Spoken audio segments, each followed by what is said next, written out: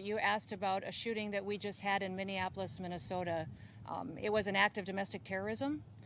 What happened was our ICE officers were out in an enforcement action.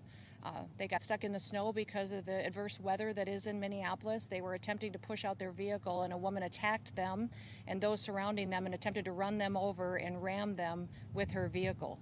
An officer of ours acted quickly and defensively shot to protect himself and the people around him. Secretary Noem, you communicated and you're claiming that this lady sitting in her vehicle in the middle of the road as a protester, that was her protest, is a domestic terrorist.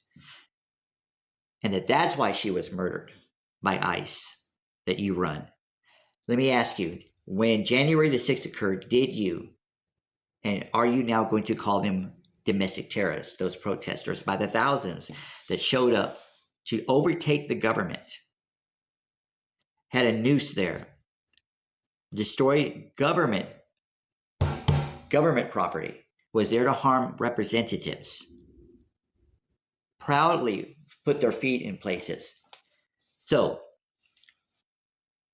you won't, and here's why. And everybody watching, listening, you won't, because those are your voters, and you care more about votes so that you can stay in a political position of power than you do about the rule of law.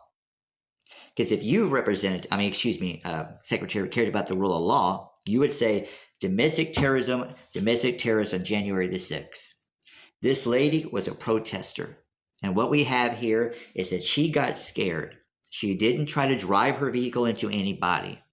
I want everyone to know this, and you, Secretary, I don't know if this lady was white, Latina, black, Asian. I have no earthly idea.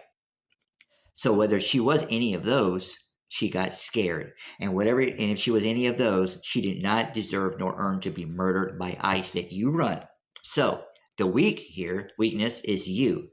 The weakness is your supervisor, Donald Trump. I've noticed that there's a lot of labels. When we disagree with what you're saying, you put the label of terrorism, domestic terrorism, leftists, radicals. You only do that because you're afraid of us being in power and actually doing good to serve people.